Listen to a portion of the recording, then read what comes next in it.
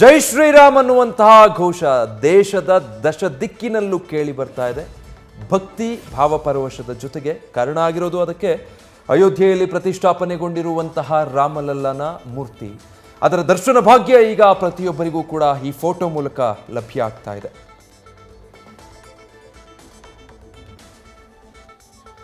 So ಈ ಮೂರ್ತಿಯ ವಿಶೇಷತೆಗಳೇನು ಅನ್ನುವಂಥದ್ದನ್ನ ನ್ಯೂಸ್ ಫಸ್ಟ್ ಕೂಡ ನಿಮಗೆ ಎಳೆಯಾಗಿ ವಿವರಿಸುವಂಥ ಪ್ರಯತ್ನ ಮಾಡಿತ್ತು. ಜೊತೆಗೆ ಇದನ್ನು ಕೆತ್ತನೆ ಮಾಡಿರುವಂತಹ ಅರುಣ್ ಯೋಗಿರಾಜ್ ಅವರ ಸಹೋದರ ಸೂರ್ಯಪ್ರಕಾಶ್ರನ್ನು ಕೂಡ ನ್ಯೂಸ್ ಫಸ್ಟ್ ಮಾತನಾಡಿಸಿದಾಗ ಅದಕ್ಕೆ ಸಂಬಂಧಪಟ್ಟಾಗ ಸಾಕಷ್ಟು ವಿಚಾರಗಳನ್ನು ಹೇಳಿದರು.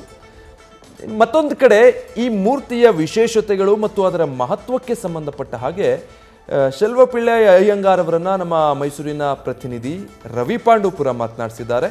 ಏನು ಹೇಳಿದ್ದಾರೆ ಡಾಕ್ಟರ್ ಶೆಲ್ವಪಿಳ್ಳೈ ಅಯ್ಯಂಗಾರ್ ಅವರು ನೋಡೋಣ. ಜನವರಿ 22ರಂದು ಅಯೋಧ್ಯೆಯಲ್ಲಿ ಶ್ರೀರಾಮ್ಲಲ್ಲಾ ಮೂರ್ತಿಯ ಪ್ರಾಣ ಪ್ರತಿಷ್ಠಾಪನೆ ಆಗ್ತಿದೆ. ಈಗಾಗಲೇ ಮಂದಿರದ ಒಳಗೆ ಶ್ರೀರಾಮ್ಲಲ್ಲಾ ಮೂರ್ತಿಯನ್ನ ಕುಳ್ಳಿರಿಸಲಾಗಿದೆ.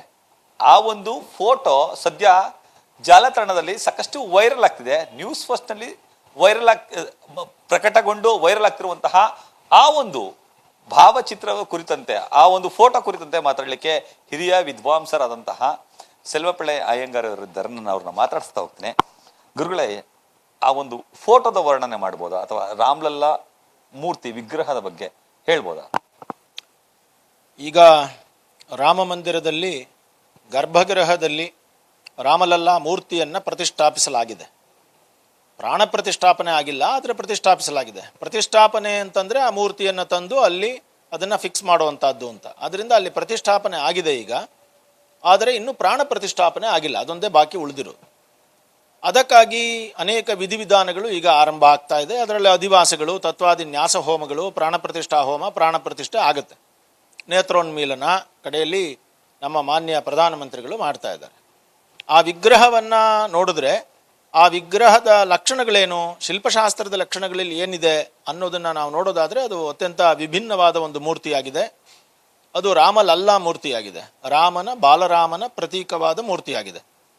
ಅದರ ಕೈಯಲ್ಲಿ ಒಂದು ಖಾಲಿ ಜಾಗವನ್ನು ಕೊಡಲಾಗಿದೆ ಮತ್ತು ಈ ಭಾಗದಲ್ಲಿಯೂ ಖಾಲಿ ಜಾಗವನ್ನು ಕೊಡಲಾಗಿದೆ. ಅದು ಒಂದು ಕೋದಂಡ ಭಂಗಿಯಲ್ಲಿದೆ. ಯಾಕೆ ಅಂತಂದರೆ ಅಲ್ಲಿ ಬಿಲ್ಲನ್ನು ಕೊಡಲಾಗುತ್ತೆ ಮತ್ತು ಅಲಂಕಾರದಲ್ಲಿ ಇಲ್ಲಿ ಬಲಗೈಯಲ್ಲಿ ಒಂದು ಬಾಣವನ್ನು ಕೊಡಲಾಗುತ್ತೆ. ಕೇವಲ ಬಾಲರಾಮ ಅಂತ ಹೇಳಿ ಬಾಲ ರೂಪದಲ್ಲಿಟ್ಟರೆ ರಾಮ ಅಂತನ್ನೋದು ಹೇಗೆ ಗೊತ್ತಾಗುತ್ತೆ? ಹಾಗಾಗಿ ರಾಮ ಅಂತ ಗೊತ್ತಾಗಬೇಕಾದ್ರೆ ಏನು ಮಾಡಬೇಕು? ಮುಖ್ಯವಾಗಿ ರಾಮನ ಲಕ್ಷಣ ಇದೆಯಲ್ಲ, ಅದು ಬಾಣ, ಬಿಲ್ಲು. ಆದ್ದರಿಂದ ಬಿಲ್ಲು ಬಾಣಗಳನ್ನು ತೋರಿಸಲಾಗುತ್ತೆ. ಬಿಲ್ಲು ಬಾಣಗಳನ್ನು ಅಲ್ಲಿ ಕೊಡಲಾಗಿದೆ ಮತ್ತು ಪ್ರಭಾವಳಿ ಇದೆ.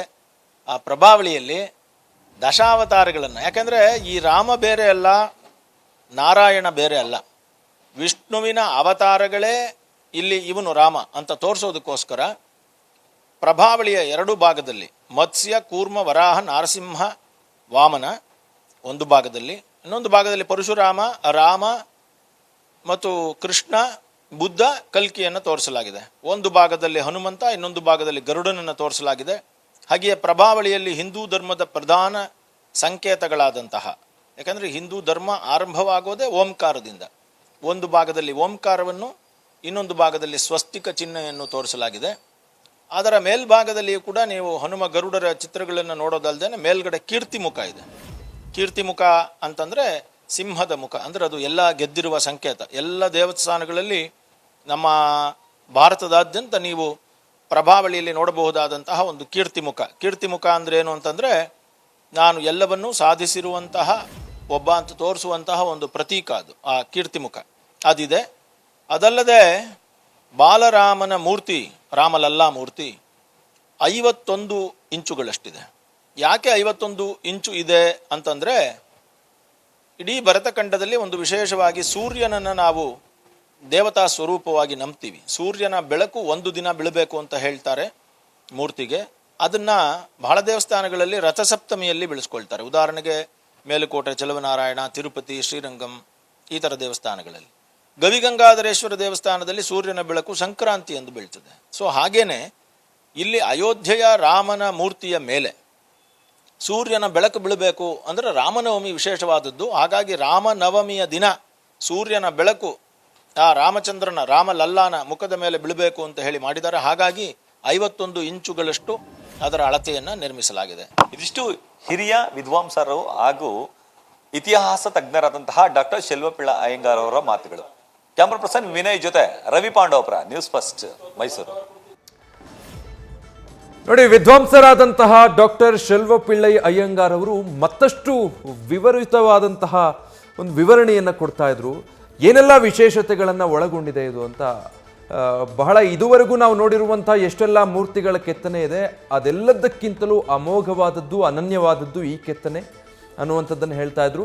ಅದರ ಜೊತೆಗೆ ಅಲ್ಲಿ ಒಂದೊಂದು ಚಿಕ್ಕ ಚಿಕ್ಕ ವಿವರಗಳೇನಿದ್ದಾವಲ್ಲ, ಅದೆಲ್ಲದಕ್ಕೂ ಇರುವಂಥ ಅರ್ಥಗಳೇನು, ಯಾವ ಕಾರಣಕ್ಕಾಗಿ ಮೂರ್ತಿ ಕೆತ್ತನೆಯ ಜೊತೆಗೆ ಒಂದು ಪ್ರಭಾವಳಿಯನ್ನು ಜೋಡಿಸಿ ರಾಮಲಲ್ಲನ ವಿಗ್ರಹದ ಜೊತೆಗೆ ಆ ಪ್ರಭಾವಳಿಯಲ್ಲಿ ಏನೇನೆಲ್ಲ ಕೆತ್ತಿದಾರಲ್ಲ ಅದರ ಅರ್ಥ ಏನು, ಯಾಕೆ ಅದಕ್ಕೆ ಅಲ್ಲಿ ಸ್ಥಾನ ಕೊಡಲಾಗಿದೆ ಅನ್ನೋದರ ಸಂಪೂರ್ಣ ವಿವರಣೆಯನ್ನು ನಮ್ಮ ನ್ಯೂಸ್ ಫಸ್ಟ್ ಪ್ರತಿನಿಧಿ ಜೊತೆ ಮಾತನಾಡುವಾಗ ಬಹಳ ಅದ್ಭುತವಾಗಿ ಅದರ ವಿವರಣೆಗಳನ್ನು ಕೊಡ್ತಾ ಇದ್ರು. ಅಲ್ಲಿ ಜೋಡಿಸಿರುವಂತಹ ಒಂದೊಂದು ಚಿಹ್ನೆಗಳಿಗೂ ಒಂದೊಂದು ಕೆತ್ತನೆಗಳಿಗೂ ಯಾವ ರೀತಿ ಸೂಕ್ಷ್ಮ ಮತ್ತು ಅತಿ ಸೂಕ್ಷ್ಮವಾದಂತಹ ಅರ್ಥಗಳನ್ನು ಅದು ನೀಡುತ್ತೆ.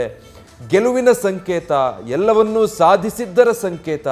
ಯಾಕಂದರೆ ಮೇಲ್ಭಾಗದಲ್ಲಿ ಈಗ ರಾಮಲಲ್ಲನ ಈ ವಿಗ್ರಹ ಇದೆಯಲ್ಲ, ಆ ಪ್ರಭಾವಳಿಯ ಮೇಲ್ಭಾಗದಲ್ಲಿ ಅಲ್ಲಿ ಸೂರ್ಯದೇವರ ಒಂದು ಪ್ರತಿಕೃತಿಯನ್ನು ಕೆತ್ತನೆ ಮಾಡಲಾಗಿದೆ. ಜೊತೆಗೆ ಬಲಭಾಗದಲ್ಲಿ ಕೆಳಗೆ ರಾಮಬಂಟ ಹನುಮನ ಮೂರ್ತಿಯನ್ನು ಕೆತ್ತನೆ ಮಾಡಲಾಗಿದೆ. ನ್ಯೂಸ್ ಫಸ್ಟ್, ನಿರ್ಭೀತಿಯಿಂದ ನಿಮ್ಮ ಪರವಾಗಿ.